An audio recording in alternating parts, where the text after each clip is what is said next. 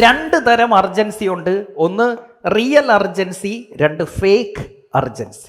ഒരിക്കലും fake urgency create ചെയ്യരുത്. കസ്റ്റമറുടെ അടുത്ത് ഒരു കാര്യം നമ്മൾ പറഞ്ഞു, പിന്നെ അതിൽ വിട്ടുവീഴ്ച ചെയ്യരുത്. ഇന്ന് രാത്രിയും കൂടെ ഈ ഓഫർ ഉള്ളൂ എന്ന് പറഞ്ഞാൽ ഇന്ന് രാത്രിയും കൂടെ ഉണ്ടാകാവൂ, നാളെ കോംപ്രമൈസ് ചെയ്യരുത്.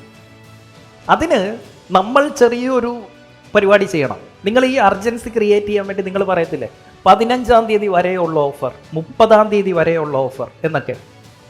ഇത് നമ്മളെ കൊണ്ട് കുരുക്കും.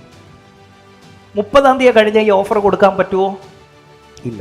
അതുകൊണ്ട് എന്ത് ചെയ്യുക, ഡേറ്റ് വെച്ച് ഓഫർ പറയരുത്. പകരം ആദ്യത്തെ 50 കസ്റ്റമർക്ക് മാത്രം, 50 500 എന്ന് നമ്മൾ മാത്രമല്ലേ അറിയുന്നു. ഡേറ്റ് ആണെങ്കിൽ നാട്ടുകാർക്ക് മൊത്തം അറിയാം, ഈ നമ്പർ ആണെങ്കിലോ ഇത് നമുക്കല്ലേ അറിയത്തുള്ളൂ. സോ എപ്പോഴും അർജൻസി ക്രിയേറ്റ് ചെയ്യുന്നത് should be with a number, not with a date or time. കാരണം അത് കഴിഞ്ഞാൽ പിന്നെ അത് കൊടുക്കാൻ നമുക്ക് പറ്റില്ല, അത് ഫേക്ക് അർജൻസി ആയി പോകും. അപ്പോൾ അർജൻസി ക്രിയേറ്റ് ചെയ്യണമെങ്കിൽ ഡിമാൻഡ് വേണം. ഡിമാൻഡ് കൂടണമെങ്കിൽ സപ്ലൈ കുറയ്ക്കണം. നിങ്ങൾ എന്ന വ്യക്തിക്ക് ഡിമാൻഡ് കിട്ടാൻ എന്ത് ചെയ്യണം?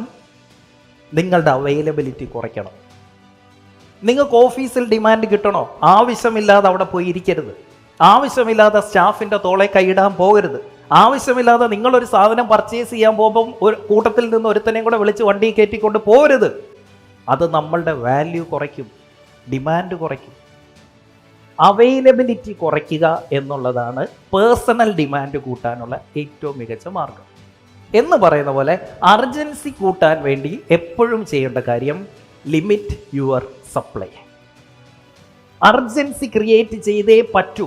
ഇല്ലെങ്കിൽ ബേസിക് ഹ്യൂമൻ നേച്ചർ എന്ന് പറയുന്നത് തീരുമാനങ്ങൾ പിന്നത്തേക്ക് മാറ്റിവെക്കുക എന്നുള്ളതാണ്. ആക്ഷൻ എടുക്കാൻ മനുഷ്യൻ തയ്യാറല്ല, അത് പിന്നത്തേക്ക് ഇങ്ങനെ മാറ്റിവെച്ചുകൊണ്ടേയിരിക്കും. So you should limit the quantity. ഇത്ര യൂണിറ്റേ ഉള്ളൂ, ഇത്ര എണ്ണം മാത്രം, ഇത്ര കസ്റ്റമേഴ്സിന് മാത്രം. ഡിമാൻഡ് കൂട്ടാൻ U should limit the supply. ഒരുപാടുണ്ട് എങ്കിൽ എന്തായി, എപ്പോഴെങ്കിലും എടുത്താൽ മതിയല്ലോ, ഇപ്പം തന്നെ വേണമെന്നെന്തുവാ. അപ്പം നമ്മളുടെ പ്രൊഡക്റ്റിനകത്ത് എങ്ങനെ അർജൻസി ക്രിയേറ്റ് ചെയ്യാം? എന്ത് കാര്യത്തിന് ഡിമാൻഡ് ഉണ്ടോ നമ്മളായിരിക്കും അവിടെ പ്രൈസ് തീരുമാനിക്കുന്നത്.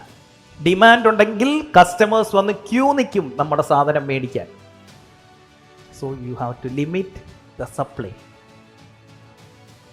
എങ്ങനെ നമുക്ക് സപ്ലൈ ലിമിറ്റ് ചെയ്ത് ഡിമാൻഡ് കൂട്ടാൻ പറ്റും? ഡിമാൻഡ് കൂട്ടുന്നത് ഒരു സ്കില്ലാണ്. അറിയത്തില്ലെങ്കിൽ എന്ത് ചെയ്യണം? പഠിക്കണം. സാധനം ഉണ്ടോ എന്ന് ചോദിക്കുമ്പോൾ അത് ഇഷ്ടം പോലെ ഉണ്ട് സാറേ, പറഞ്ഞാൽ മതി.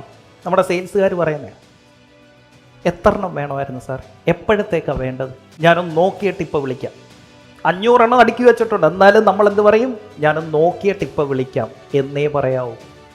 ഈ മാസം നമുക്ക് ടൈറ്റ് ഷെഡ്യൂളാണ്, അടുത്ത മാസത്തേക്കാണ് ഇനി സ്ലോട്ട് ഉള്ളത്, എന്നാലും നമുക്ക് നോക്കാം. അവിടെ എന്തായി? അവൻ്റെ ആവശ്യമായി മാറി. നമ്മൾ ആവശ്യക്കാരായി നിൽക്കും തോറും അവർക്ക് അർജൻസി ഉണ്ടാവില്ല. Make them the needy. അപ്പൊ അർജൻസി ആർക്കായി?